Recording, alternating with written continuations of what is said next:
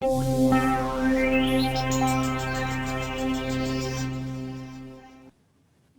Ibu seluruh hadirin partisipan yang menyaksikan acara ini baik di YouTube maupun di Zoom, rahimakumullah. Alhamdulillah kita sudah selesai membaca surat Al-A'la. Tadarus, mudah-mudahan senantiasa menambah keimanan dan ketakwaan kita kehadirat Allah Subhanahu wa taala. Berikutnya kita akan masuk pada acara kajian inti yang akan dibawakan oleh Ustadz Dr. Zainur Rosyid MA dengan tema meneladani Nabi, belajar dari tradisi dan laku para tokoh negeri. Beliau ini adalah dari PPAKI Semarang, kemudian PPPA Darul Quran, dan juga dosen FAI Unisula Semarang. Ini temanya menarik ya, karena ada kaitannya dengan tradisi dan laku para tokoh negeri. Dan itu dalam rangka meneladani akhlak Rasulullah.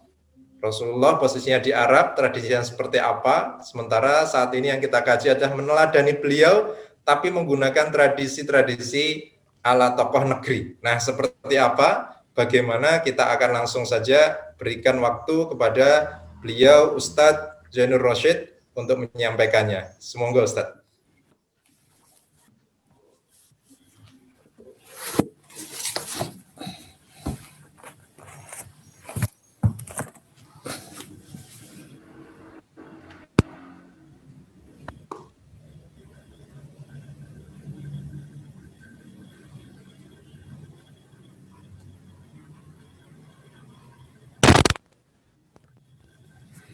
Halo.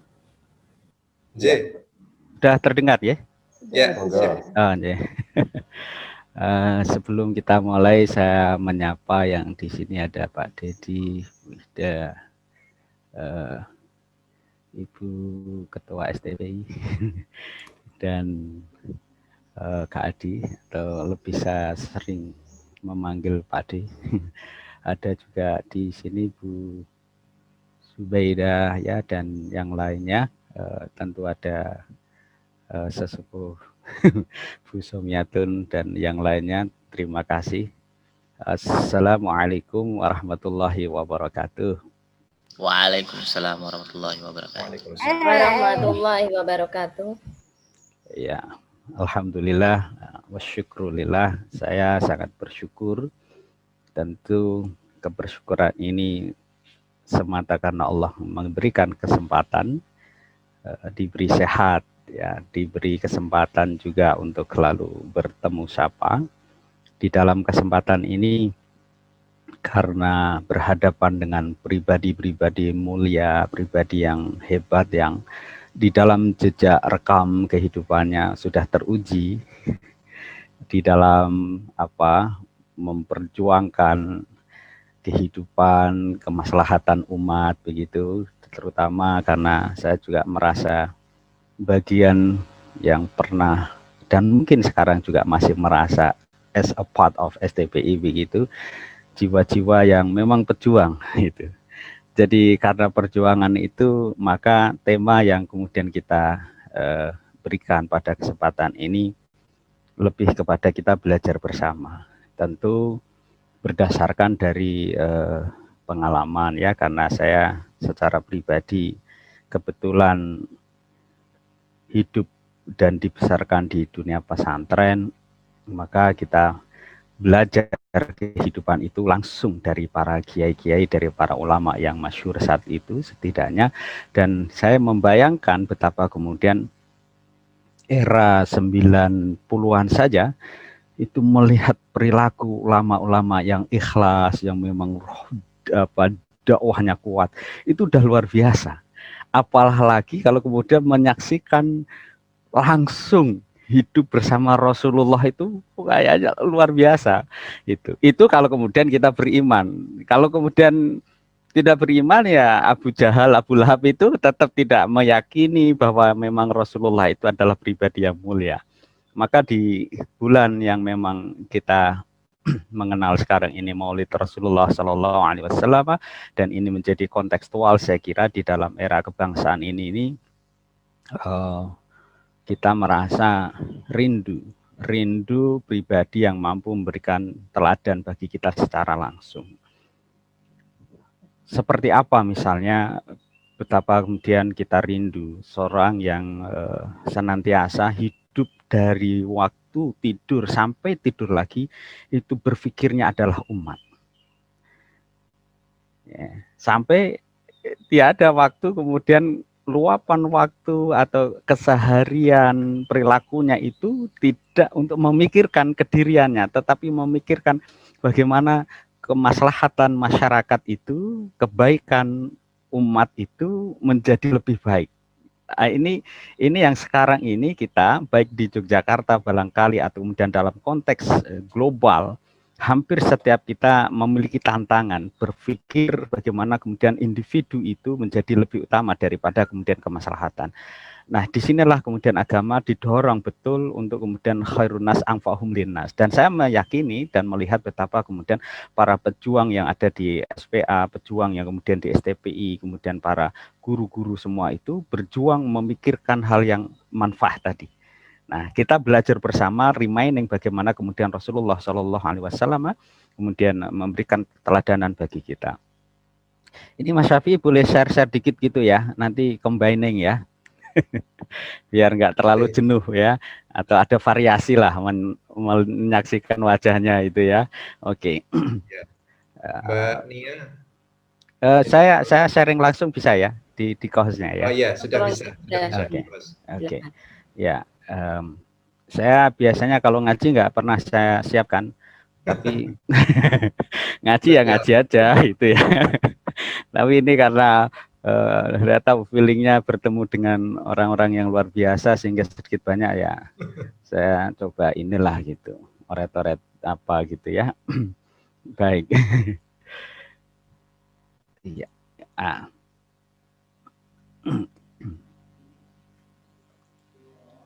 Muncul ya? Ya, baik. Ini satu sedikit gambaran betapa kemudian miniatur kelahiran Rasulullah Shallallahu Alaihi Wasallam di daerah Gunung Sahara.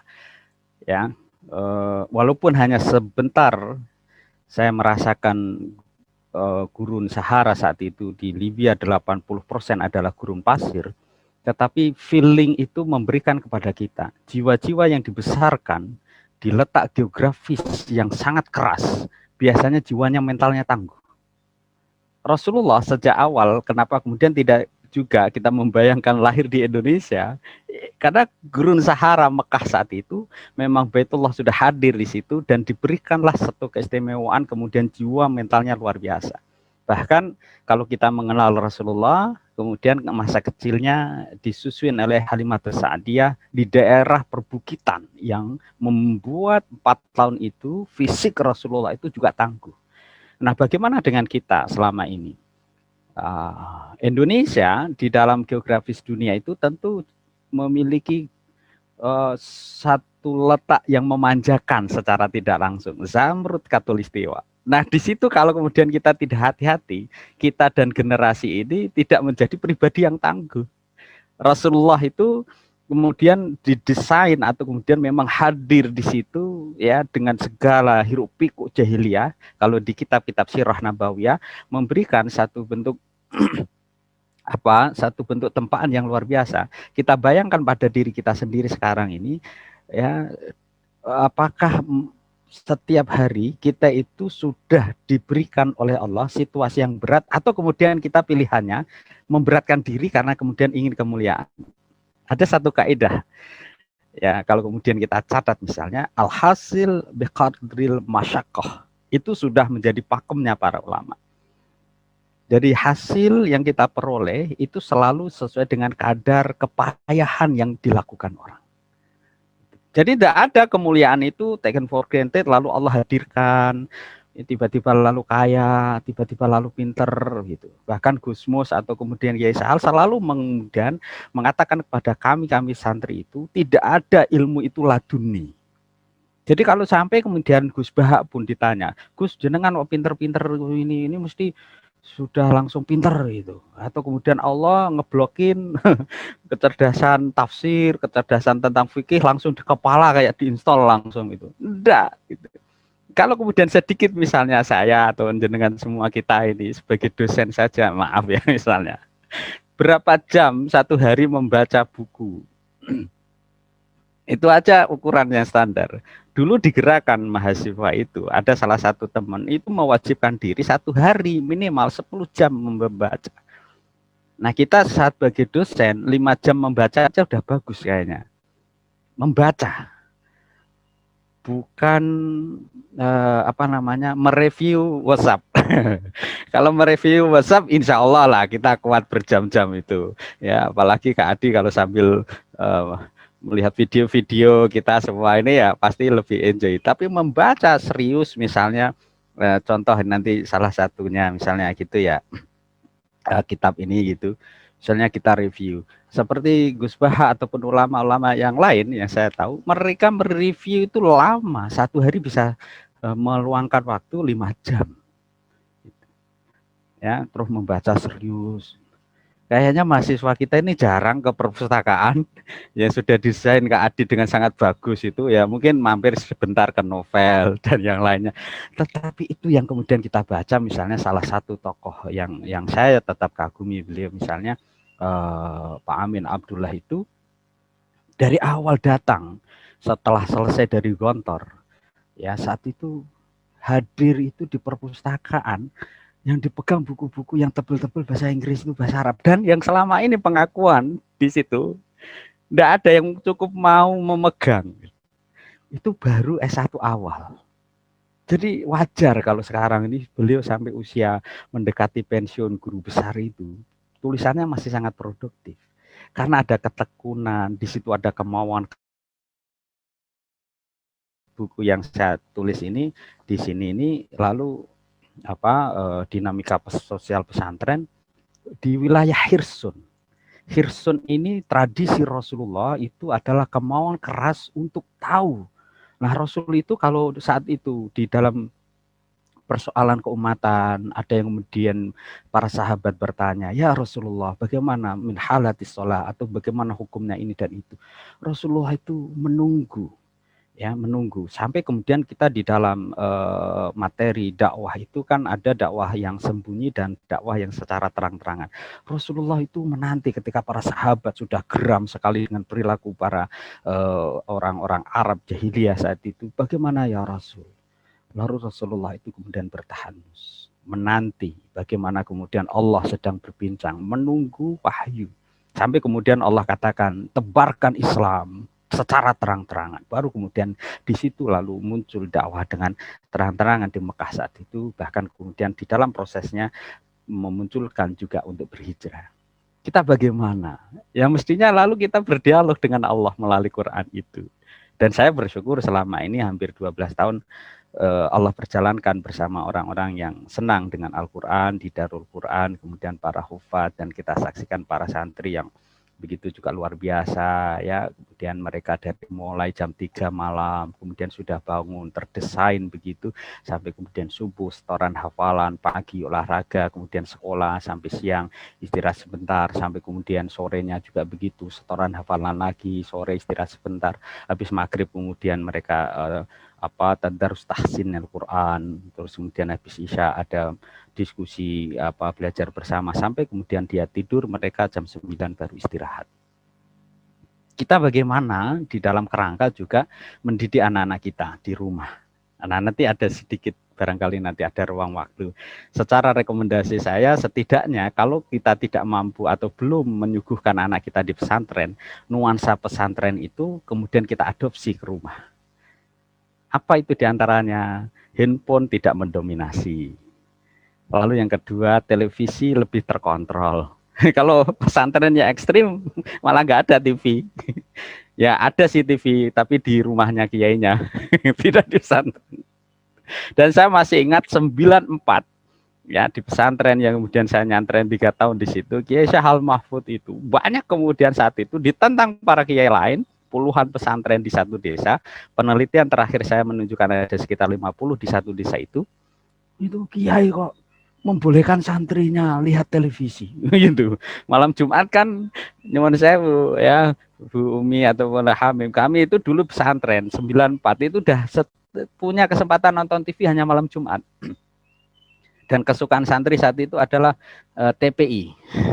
Karena ada film India dari jam berapa itu lupa ya sampai jam 10. Itu pun jawaban Kiai adalah begini. Enggak apa-apa. Santri itu udah kasihan, terlalu tirakatnya terlalu banyak dari mulai Senin sampai Ahad lagi begitu. Kalau hanya semalam malam Jumat itu menjadi hiburan mereka, biar saja. Nah, akhirnya beberapa tahun kemudian kiai-kiai yang lain ngikutin itu, walaupun dengan agak malu-malu. Nah, artinya adopsi tadi itu menjadi penting di era sekarang, betapa kemudian hiburan atau yang dalam teori sosial agak lebih dikenal dengan fun itu bisa kita kontrol. Anak-anak kita insya Allah lah sudah terlalu banyak itu. Makanan saja dari sisi food itu 3F itu ya, fun, food, and fashion. Kayaknya tirakatnya kurang. Fun itu relatif lebih banyak sekarang karena hampir setiap hari ya, termasuk keponakannya Bumi yang kecil ini ya, virus itu tiap waktu ya mesti handphone. Nah, seminggu ini kita terapi untuk mengurangi juga begitu. Lalu televisi ya, belum lagi kemudian kita memiliki hal-hal yang di luar. Food ini pun saya menyaksikan luar biasa di di pesantren tentu terkontrol ya kekurangannya. Kalau di rumah itu kan anak-anak kita secara kita saksikan ayam saja Kentucky itu every week itu pasti ada ya, jajanan di luar itu apakah itu yang bersifat rudal chicken ya macam-macam itu sudah menjadi satu hal yang ini luar biasa. Saya secara pribadi menyaksikan betapa kemudian salah satu yang saya lihat betul menjadi tradisi laku beliau itu adalah Kiai Syahal. Sekalipun beliau sudah menjadi Ketua Umum Majelis Ulama Nasional Pusat dengan Sekretaris Jenderalnya Pak Dim Samsudin, dan juga beliau juga Rais Am saat itu selama 2 periode. Dahar beliau itu dengan nasi, lalu tahu tempe itu yang kemudian diulek dengan sambal lombok yang mentah. Pak jenengan nggak tahu ya, karena saya kadang makan bekas dari beliau gitu. Karena saya termasuk santri yang beling. Belingnya kenapa? Karena kalau kemudian maaf ini karena kebetulan ya, saat itu kalau di kajian di Pati itu kami sekolah jam 7, selesai nanti zuhur berjamaah di masjid. Yang lainnya Bu Zubaidah itu lakinya pulang, nanti berpapasan dengan ganti perempuan yang juga ke sekolah madrasah, sehingga mesti pada ketemu itu di jalan santri putra sama putri, dan itu tidak terjadi sama saya selama 3 tahun. Karena apa? Karena habis kemudian berjamaah di masjid, saya sediakan 15 menit untuk hafalan yang alfiah, yang nahwu sorof balaghah itu. Habis itu setengah jam ke pesarean Simbah Mutamakin. Dalam di situ itu banyak orang-orang yang hafalin Quran, dan saya kemudian mesti di situ untuk meluangkan setengah jam, apakah kemudian tadarus Quran dan seterusnya. Baru kemudian saya pulang, santri perempuan sudah ada di madrasah, dan saya baru berjalan. Resikonya adalah tidak makan, makanannya habis. Nah, biasanya diambilin sisa dari yai. Nah, sehingga saya tahu ya Allah, sudah sebesar ini, itu makanan beliau sederhana itu. Mungkin kalau kita ini, dan saya pernah ke tempatnya Pak Le-nya Bu Umi di Banyuwangi ketika kemudian gimana kabarnya, baik tadi Le itu loh, saya itu melihat kiai-kiai sekarang itu ustadz-ustadz yang sering ngisi pengajian itu apa ya, doanya makbul. Kayak nyindir saya ini gitu ya. Lalu saya bilang, lah kenapa? Lah yang setiap ngaji, habis ngaji dikasih daharan enak. Itu kalau pagi, siang nanti pindah tempat lagi, atau malam ngisi ngaji lagi. Habis pengajian dikasih makan, mesti untuk menghormati kiainya atau ustadznya, itu dikasih makan kan mesti enak gitu. Nah itu kalau tiap hari makannya enak terus, itu apa ya, doanya makbul. Iya, saya pikir-pikir iya ya. Karena salah satu doa yang makbul itu adalah doa dari perut yang senantiasa lapar, dan makanannya tidak lalu makanan yang mewah-mewah gitu. Ini kan luar biasa, iya ya, kayaknya memang perlu ditirakat lagi gitu. Nah ini menyadarkan setidaknya bagi saya yang mungkin ada di ruang di situ ya, kadang untuk mensiasati itu sih biasanya saya bilang, saya agak tergesa-gesa Bu gitu. Loh terus maksudnya Ustadz, ya maaf saya enggak bisa dahar bareng. Itu biasanya akan begini, panitianya biasanya akan begini. Oh kami bungkuskan ya Ustadz, gitu kan. Kalau bungkus mesti nanti tetangga saya ya janda-janda muda, maaf janda-janda tua, anak itu pasti dapat kecipratannya itu. Ya walaupun satu sisi kadang juga enggak enak juga di masa pandemi karena ngaji sekarang jarang itu akhirnya tetangga kan. Ini biasanya Pak Rosid tiap ini kok ada, ini sekarang enggak ada, misalnya gitu ya. Ya, tetapi itu bagian resiko ya. Alhamdulillah kira-kira di situ. Kalau kemudian dari unsur makanan itu. Nah, di dalam dakwah pernah kemudian misalnya Yai ditanya, kalau begitu umat Islam ini memakai baju yang sederhana yang lusuh. Tidak. Di dalam gerakan kita berdakwah itu harus menunjukkan satu yang bagus supaya kita tidak diremehkan. Maka ketika kemudian membangun kampus sekolah tinggi pesantren itu, sekarang institut pesantren itu, kita agak kaget. Seorang yang sangat meneguhkan kesederhanaan lalu mengatakan begini, kampus ini bangunlah yang megah, bangunan yang bagus, fasilitasnya yang bagus. Dalam rangka apa? Untuk memberikan pembekalan kepada generasi yang dengan bagus. Nah, di situ kemudian saya menangkap untuk kedirian, maka bangunlah kekuatan yang sederhana. Tetapi di wilayah yang kemudian kita dakwah, itu kemudian kita bisa meneguhkan hal-hal yang cukup bagus di dalam kerangka di situ. Maka kalau ada yang nanya ini Mas Syafi'i dan yang lainnya barangkali ya yang sudah agak sepuh-sepuh rambutnya kok semira sudah ubahan putih gitu ya.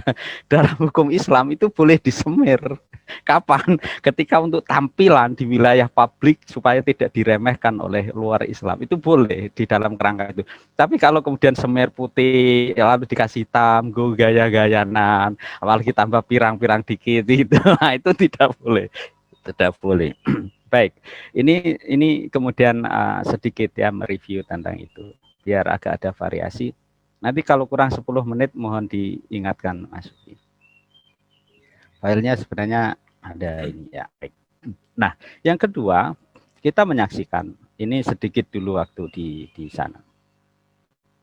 Saya merasakan ketika ada di wilayah yang juga tidak gurun tetapi bersalju.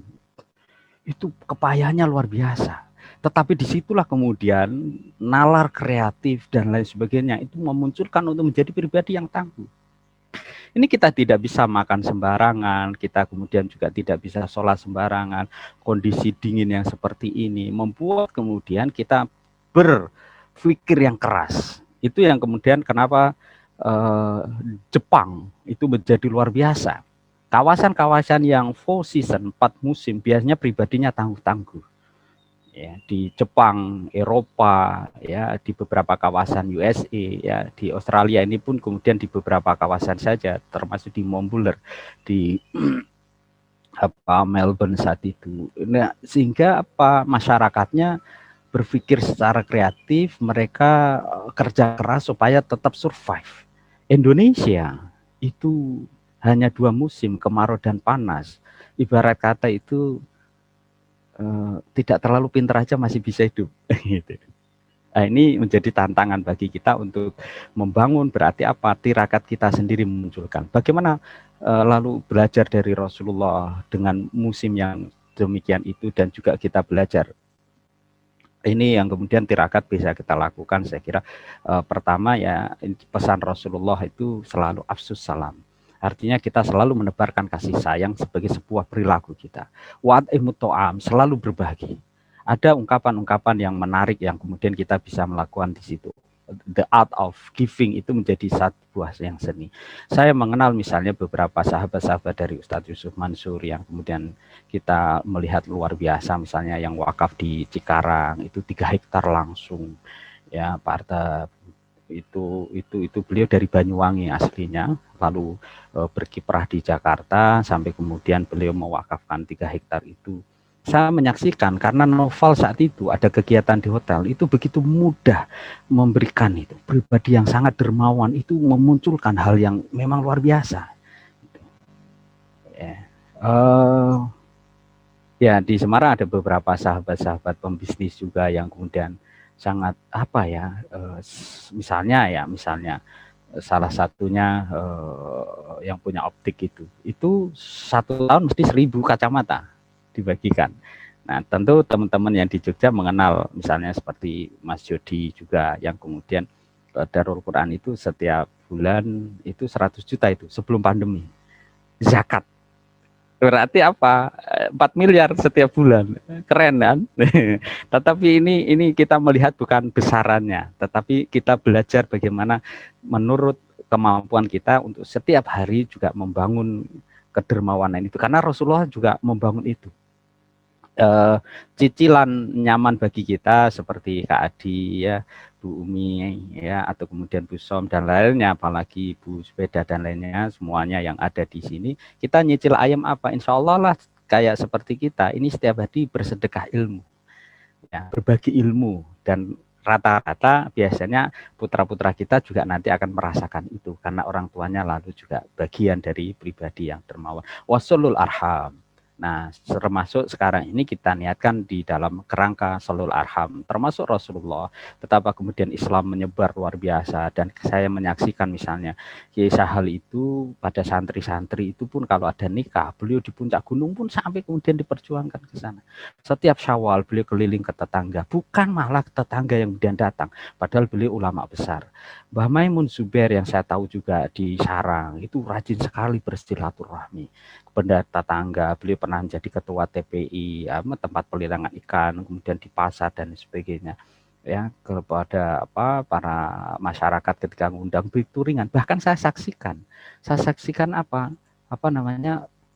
seperti Mbah Mun itu saking mudahnya silaturahmi, saya itu kadang gumun juga ya Kak Adi, Pak Ade itu kalau sowan beliau itu tidak seperti Gus Bah, ini maaf tapi itu juga Gus Mun yang bilang Mbah Mun itu nemuin tamu itu ya kalau lagi pulang dari Jakarta atau kemudian dari mana lelah ya, tunggu dulu ya saya tak tidur itu di ruang tamu, yang di kursi itu yang tamu juga menyaksikan beliau tanpa menjaga kewibawaan. Kiai turunnya miring toh sarungnya begini tak, enggak, sangat rileks sekali. Berbeda dengan Kiai Sahal itu yang hebat, Kiai Sahal itu mudah ditemuin tanpa protokol apapun dari pejabat apapun, asal waktunya tahu jam 9 sampai jam 11. Lalu kalau sore jam 4 sampai jam 5, saking istiqomahnya itu orang udah tahu. Nah, belajar dari Rasulullah Pak istiqomah itu, dan saya menyaksikan keistiqomahan para ulama yang luar biasa itu. Kalau mau menemuin kiai itu jam 9, beliau mesti membaca Quran. Dan itu pun saya saksikan di usia beliau 70 tahun sebelum beliau meninggal dunia. Seusia begitu, jam 9 itu mesti ada di teras sambil membaca Quran. Kalau ada tamu langsung bisa langsung ketemu. Nah kalau misalnya seperti Gus Bah yang banyak disindirin Gus Mus itu kan sulit ditemuin dan sebagainya begitu. Dan memang stylenya berbeda begitu. Nah ini saya menyaksikan seperti itu. Seperti Ustadz Yusuf Mansur sendiri saya saksikan tidak mudah ditemuin dan tidak mudah untuk diundang. Jadi kadang saya nggak enak juga dengan para kolega dari perusahaan apa atau kemudian instansi apa. Ustadz kita mau datang ini atau minta Ustadz Yusuf mengisi ini. Gimana caranya? Maaf saya tidak tahu. Yang paling tahu ya Ustadz Yusuf sendiri gitu. Jadi langsung aja, ini nomor kontaknya. Kalau seminggu dibalas untung, kalau masih mau ya masih gitu. Ustadz Yusuf itu waktunya sangat produktif gitu. Produktif artinya apa? Kalau hanya datang satu daerah, hanya mengisi satu lokasi nggak mau. Tapi misalnya kalau ke Jogja nanti dikali orang di masjid apa, nanti siangnya di mana, sorenya di mana, malamnya di mana. Itu kesukaan beliau dan saya menyaksikan sendiri saat itu ada di Semarang menjelang Pak SBY kemudian naik kedua kali. Kita mengikuti beliau dari Demak, dari Kudus sampai kemudian malam di Masjid Kauman jam 10 sampai jam 12 malam. Terakhir kita ngikutin di hotel itu jam 1. Dan beliau berpesan kepada kami, tolong ya, nanti saya dibangunkan. Karena kalau sudah begini, saya sulit untuk bangun untuk tahajud. Nah, saat itu lalu jam berapa ya? Jam 3 kita ketuk beliau langsung dari dalam, ya sudah bangun. Subuh itu kemudian berjamaah, ya berjamaah, saya ngikutin juga di belakang ini. Saat ditenin, ini nanti pakai kunut atau enggak? Pakai kunut atau enggak? Ternyata beliau karena sudah tanya ke jamaah, ini masjid pakai kunut enggak? Pakai Ustaz. Akhirnya beliau pakai. Biasanya kalau kemudian enggak pakai kunut enggak pakai gitu. Dan itu saya tanyakan juga di teman-teman di Gontor, itu kalau kemudian di sana ya tergantung yang imamin gitu, sehingga apa ya, toleransi antar madhab itu sudah terbangun dengan bagus ya, dan saya setuju untuk itu. Biasanya juga begitu ya, taraweh kalau lagi enak ya 20 gitu, kalau lagi lelah ya 8 rakaat ya. Ini satu bentuk ini aja. Nah, apa yang menjadi ingatan saya saat itu di salah satu hotel ya, Grand Hotel itu yang ini. Habis subuh saat itu kami ketuk lagi, Ustadz, saya mau matur dikit, mau bilang apa.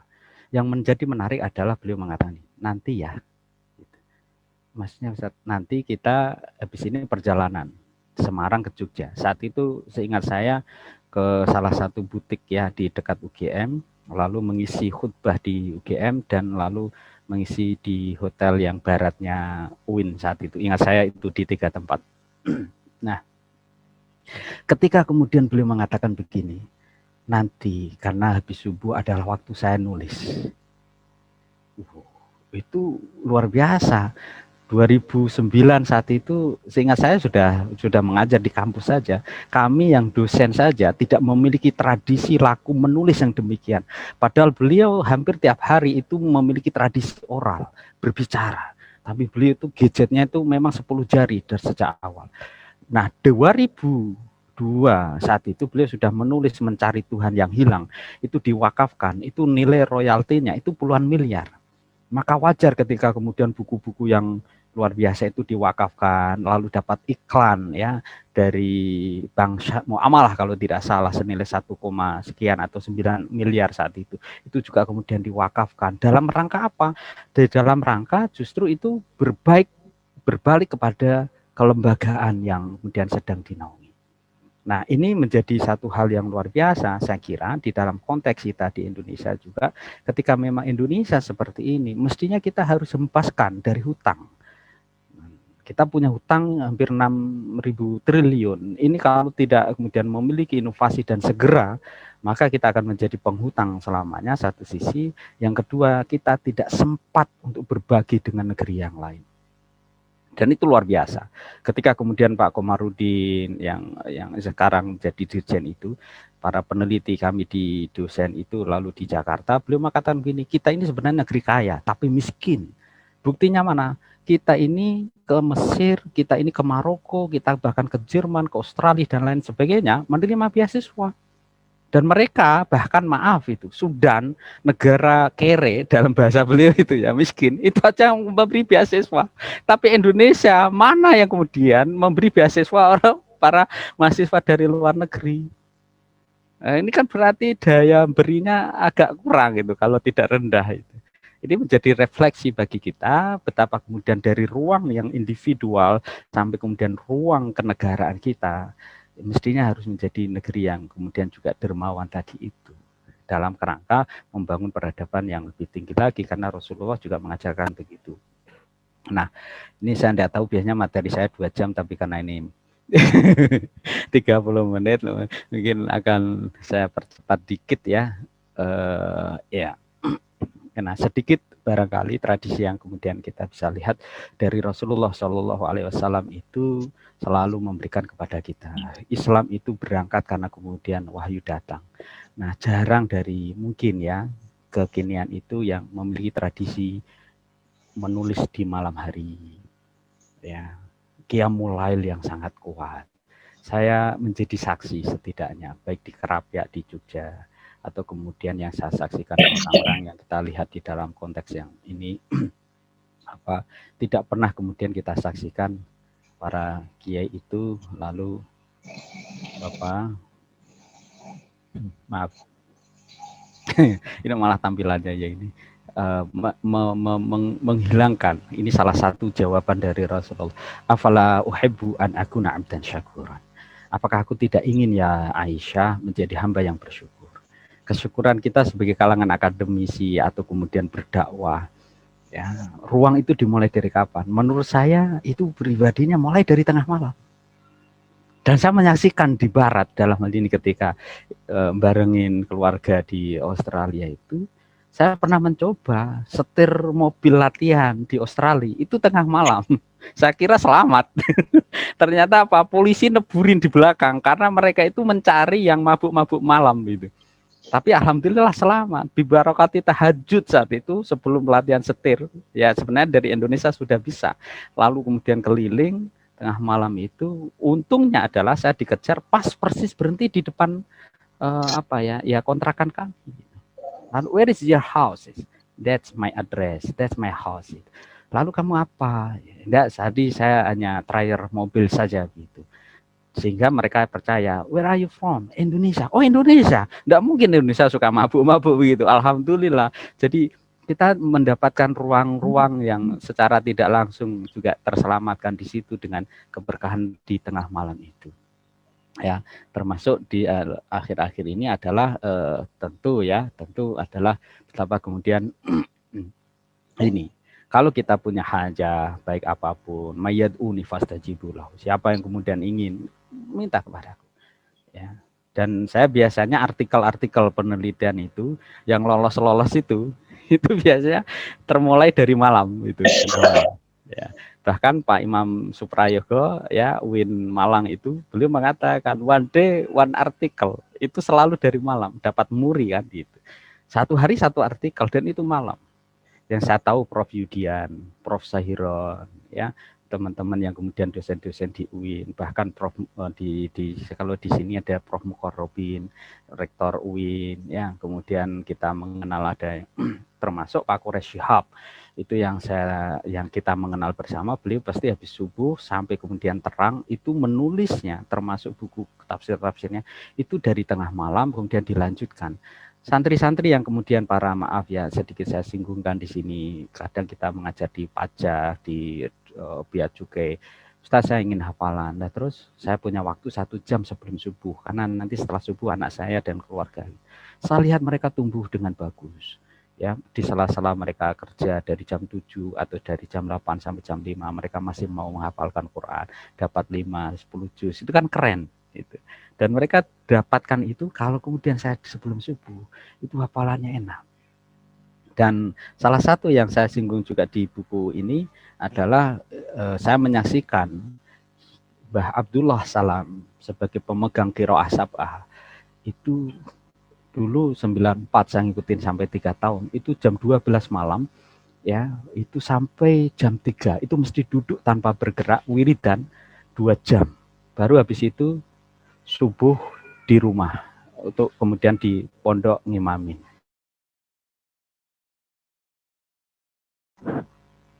Halo,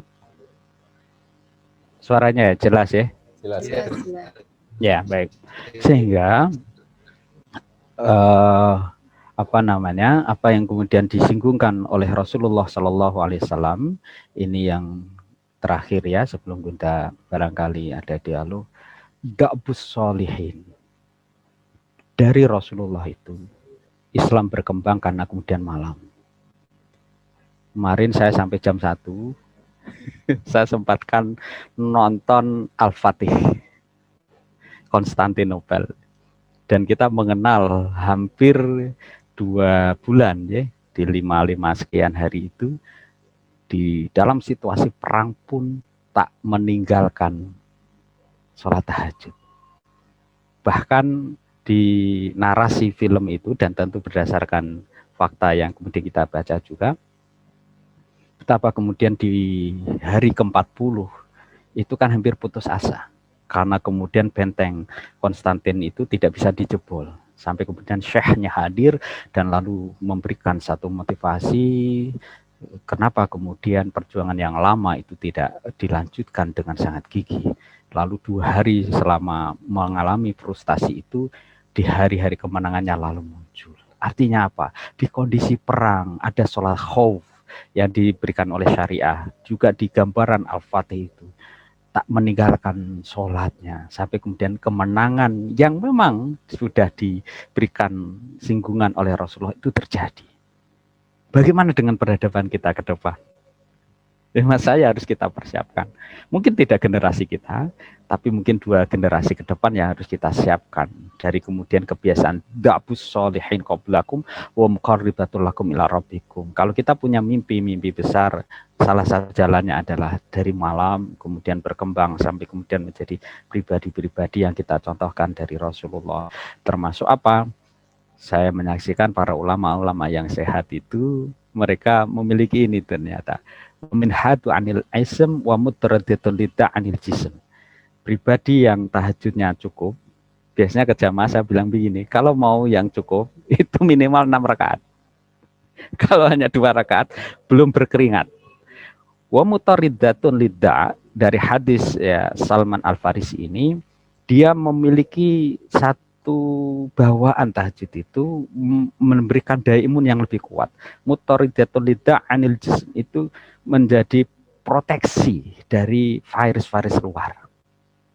Nah ini biasanya agak lama terjelaskan, tetapi dalam kesempatan ini banyak sekali layanan di dalam syariah, baik itu kemudian tengah malamnya tadi itu, lalu menjadi juga pagi hari tersambung. Ya tersambung ini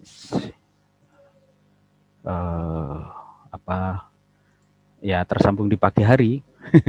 Ini luar biasa. Ini gambar saya ambil, Mas Ahmad tahu, Mas Syafi. Ini gambarnya siapa ini? Gambarnya Simbah. Simbah Marijan saat itu. Loh, untuk Mbah Marijan yang memang tokoh nasional, ya amalannya luar biasa itu. Ya, subuh itu mesti beliau jamaah di masjid, mendalin saya. Kalau toiletnya tutup, jangan ditanya. Terus beliau pipis di mana? Enggak usah tanya. Tapi karena saya meneliti tahu, biasanya beliau terus melipir-melipir gitu. Untung enggak saya buat kamera itu. Nah, beliau tiap pagi itu sudah pasti nyapu. Masjid ini itu hasil dari kuku Bima Roso-Roso. Itu 200 juta itu. Bagiannya dibagi. Dan saya tahu persis Mbah Marijan yang punya uang cash 200 juta. Daharnya itu njur terima tahu tempe dibacem nanti sarapan jam 11. Dan itu biasanya 2 hari juga. Nah, saya karena udah terbiasa pagi sarapan, saya melipir naik ke atas ini, ya itu ada yang kemudian kena lahar saat itu, ya saya sama Mbok Yem, mie dulu Mbok Yem gitu. Nanti tanya Mbak Jan, ayo sarapan lagi, belum sarapan toh, ya kita makan aja gitu. Karena beliau tradisi makan sarapannya jam 11 2 kali. Nah, di sini apa yang kemudian terakhir barangkali nanti diteruskan, man shallal fajr fi jama'atin summa qa'ada yadhkurullah hatta tatlu syab summa shalla raka'atain kanat lahu ka'ajri hujjah wa umrah. Ini yang enggak banyak. Dan saya saksikan para tokoh-tokoh besar terutama para kiai itu beliau menyambungkan dari jamaah subuh sampai kemudian ke sholat duha. Kalau saya enggak bisa. Biasanya subuh nanti tadarus dan deres Al-Quran sampai 5:30, pulang, mandiin, anak, bangunin, mobil, motor, semuanya, nyapu, belanja, sampai kemudian tersambung jam 6:30 sholat duha. Jadi makna kemudian penyambungannya adalah di situ. Nah nyambungnya inilah kemudian kita melirik. Kanat lahu ka'ajri hujjah wa umrah tamah wa tamah wa tamah. Kira-kira 1 miliar itu per bulan. Di sini lalu menjadi kekuatan bagi kita. Enggak mungkin kalau malam kita sudah tahajud, berbagi sebagaimana yang dicontohkan Rasulullah, kita masih menjadi pribadi yang lemah, menjadi pribadi yang fakir, baik secara materi, keilmuan, dan yang lainnya. Saya kira ini menjadi penting. Ada hal-hal yang kemudian bisa kita langsung tiru karena kita umat dari Nabi yang terhebat dari sekian para Nabi. Kenapa kemudian kita tidak menjadi pribadi yang self-confident muncul dengan bagus? Kita punya Allah ya Ghani, ya Sami, ya Alim yang selalu mendengar dan mengijabah. Kenapa kemudian kita tidak hadirkan? Selalu saya katakan terakhir ini barangkali ya. Kalau kemudian umat Islam di Indonesia terbesar, ini menjadi umat yang tidak memiliki self-confident, kepercayaan diri yang kuat, ini ada yang salah. Kalau mereka di Barat, di USA, Eropa, bahkan di Eropa atau kemudian bahkan di belahan dunia manapun, ya mereka itu bisa makmur. Mereka tidak percaya dengan Tuhan. Kenapa kita yang punya Tuhan yang maha kaya, yang maha kemudian pintar dan lain sebagainya, di Asmaul Husna itu, kenapa kita tidak lebih memiliki self confident? Berarti barangkali Tuhan selama ini kita anggurkan, kita tidak tarik dan melibatkan di dalam setiap perilaku kita, sebagaimana kemudian Rasulullah di dalam perjuangannya dari mulai lahir sampai kemudian meninggal dunia selalu dipandu oleh Allah yang Maha Besar. Maka di perang Badar orang meragukan Islam menang, tapi di situ mesti menang. Kam min fi'atin qalilatin ghalabat fi'atan katsirah. Betapa banyak kelompok-kelompok kecil lalu menjadi besar dan menang karena mereka sesungguhnya dibantu oleh kekuatan yang tak terhingga, Allah Subhanahu wa taala. Terima kasih ya. Mari kita sudahi saja. Ustaz yang sudah menyampaikan banyak hal terkait dengan tema kita pada kesempatan pagi hari ini. Bapak Ibu yang hendak bertanya, menyambung pada sesi diskusi, dipersilahkan. Mungkin ada yang mau, oh iya dari Pak Adi, Busom, tapi ini waktunya memang sudah mepet ya, jadi Sidik. monggo Pak Adi. Ya, terima kasih Pak Syafi'i. Assalamualaikum Ustadz Zainur Rasid. Waalaikumsalam Pak Adi. Iya, menarik pembahasan hari ini. Cuman tadi yang saya tangkap setiap tokoh besar ya, dari kalangan ulama maupun tokoh-tokoh besar dari berbagai kalangan yang lain, saya meyakini bahwa mereka punya laku dalam tanda kutip itu yang juga pasti besar. Makanya kalau orang Jawa pun punya tradisi itu, ngilmu kui kelakone kanthi laku. Nah, bagaimana sebenarnya kita harus menerapkan? Kadang-kadang kita melihat dalam tanda kutip kontradiksi. Kalau tadi Ustadz Rosyid menyatakan bahkan Mbah Sahal yang hidupnya untuk diri sendiri begitu sederhana, tapi saat membangun Stemafa yang sekarang menjadi Ibmafa itu pokoknya dibangun harus semegah mungkin. Begitu juga Ustadz Yusuf itu kan Darul Quran itu megah, pesantrennya juga penuh fasilitas gitu.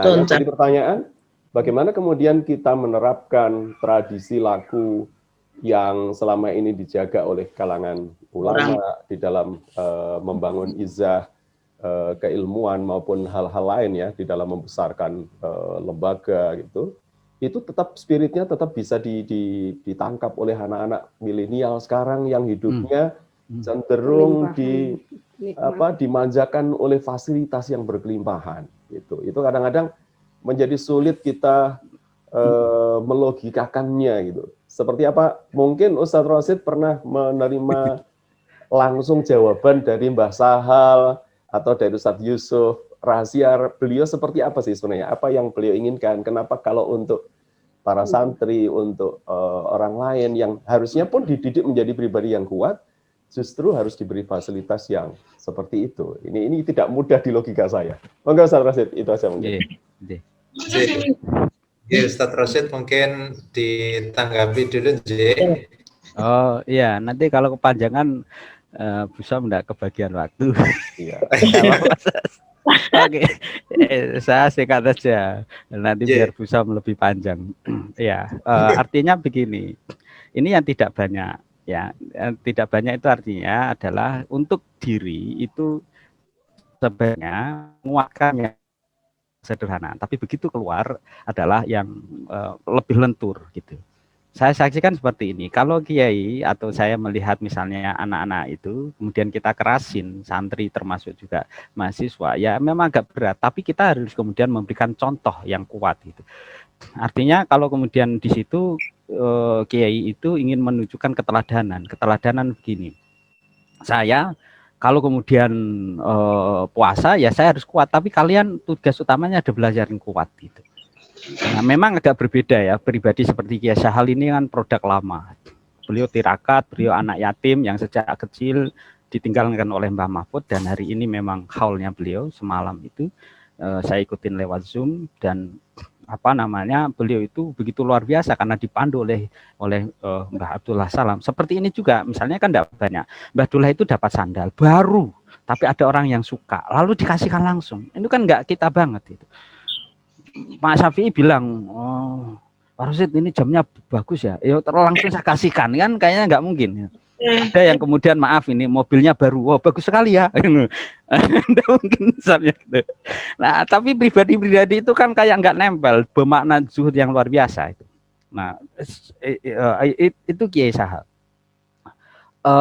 Untuk Ustadz Yusuf itu saya melihatnya lebih begini, kalau kemudian kita ya harus besar, maka silakan itu. Ustadz Yusuf bukan seorang yang suka puasa, itu diakuin beliau. Tirakatnya tidak di puasa, tapi beliau itu tirakatnya adalah punya harta lalu dikeluarkan. Kami dulu di Darul Quran yang di pusat, untung saya di daerah, itu pernah kemudian diprogramkan untuk zero, rumah mobil dizerokan. Untuk perjuangan itu, dan itu kan berat sekali, tapi memang senyatanya kemudian muncul hal-hal yang kemudian di ini, artinya tadi Kak Adi, Pak D, dalam pengertian bagaimana kemudian kita menyiapkan generasi ini, hemat saya ya memang harus kemudian dididik anak-anak kita itu, kalau dalam filsafat Jawa harus dididik untuk dua hal itu, betah ngeleh sama betah melek gitu. Itu saya tidak kemudian meragukan betapa kemudian kerasnya kita itu kemudian harus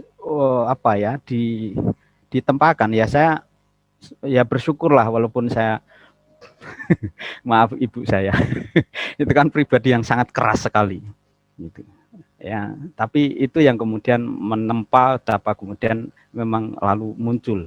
Nah, kiai-kiai kami dulu itu juga sangat keras. Kiai Sahal kalau lagi duko itu nggak mau ketemu santri seminggu, diam.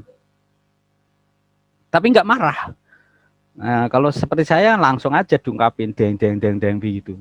Beliau itu ada santri yang kemudian ambil mobil beliau, tentu dengan guse yang pakai itu, tanpa bilang itu seminggu. Ya, beliau itu menyaksikan santri yang bedul-bedul itu kan kesabaran yang dimunculkan. Itu. Merintis rumah sakit Islam itu 10 tahun dari rumah bersalin. Nah kita ini kan kadang pengennya instan, ya. Dan saya meyakini Pak Diadi termasuk pribadi yang sangat sabar dan melihat pribadi generasi yang tidak instan pasti akan lebih tangguh. Dan saya yakin seperti Bu Som, Bu Zubaida, ya seperti Pak D dan Budi Umi itu mesti lebih tangguh. Kenapa? Karena dari awal itu sudah ditempa dengan luar biasa. Ini yang kemudian betul pertanyaannya bagaimana kemudian kita transferkan itu. Nah tentu kita hadirkan apa yang disampaikan oleh Rasulullah bahwa ta'alamu ala takum bizamanihim. Sekarang zamannya memang berbeda. Hemat saya lalu apa? Ya fasilitas tadi itu yang kemudian diberikan, dan itu diberikan kepada Gus Rozin di dalam mendidik itu. Mendidiknya seperti apa? Gus Rozin terfasilitasi luar biasa. MTS sudah haji. Saya pakai komputer beliau Gus Rozin itu 95, saat itu saya 2 aliyah. Itu udah komputer puluhan juta Pak Di. Ya, terus kemudian fasilitas rumah, fasilitas mobil, tetapi beliau dipersiapkan betul untuk mampu menjadi komisaris bank, untuk kemudian mengurus Mahat Ali, untuk kemudian sekarang menjadi Robitoh Mahat Indonesia, itu tanpa harus menanggalkan fasilitas itu tadi. Tapi ada kesiapan yang kemudian memang nanti kira-kira begitu ya, pelajaran yang kemudian saya tangkap dari Kiai Sahal, masanya akan seperti ini. Ekonomi Islam pasti akan membutuhkan bank. Ditentang banyak orang mendirikan bank konvensional, bank harta huda, lalu dimunculkan Arta Mas sebagai komponen pelengkap dari bank syariahnya. Lalu sekarang dipegang oleh putranya Gus Rozin. Pesantren juga demikian, dipersiapkan gedung-gedungnya itu sekarang tidak seperti pesantren yang lain. Dan saya setuju, seperti maaf misalnya pernah saya tanya, Gus kenapa jenengan kok diizinkan ke Australia? Karena masa sekarang akan berbeda dengan dulu. Gitu. Tapi beliau sangat yakin Gus Rozin sudah di pesantren selama kemudian di Kediri bertahun-tahun sehingga basicnya udah kuat. Ini yang kemudian oleh saya setidaknya mari kemudian kita bekali anak-anak itu dengan hal yang sangat ini. Dan saya setuju SMP itu baiknya anak-anak kita di pesantren, bahasanya dapat dan seterusnya dapat, tirakatnya dapat itu. Kalau ada kurang-kurang kiriman kan memang harus itu biar kreatif. ya, saya kadang ngiri itu Senin Kemis kayak ke Darul Quran, ya Allah nang buka puasa kok ya ada apelnya, ada semangka, buahnya ya Allah, sayurnya. Kalau dulu kami ya Allah itu pun nunggu mangga berbulan-bulan, mana mangga kiai yang enggak mateng-mateng dan seterusnya gitu. Ini itu memang eranya begitu. Tapi saya setuju bahwa schedule-nya itu diperkuat gitu. punishment, antum la ta'lamun, antum la takallam bil Arabiyah, lalu diberikan ini ya, practice your English from take it best and so on dan seterusnya begitu.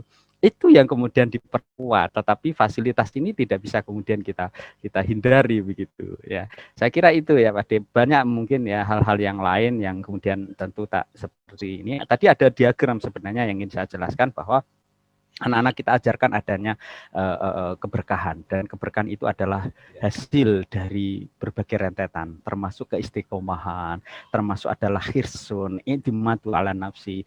Nanti kayaknya bukunya sudah saya kasihkan di perpustakaan STPI, tapi mungkin juga jarang disentuh ya. Baik, terima kasih. Sangat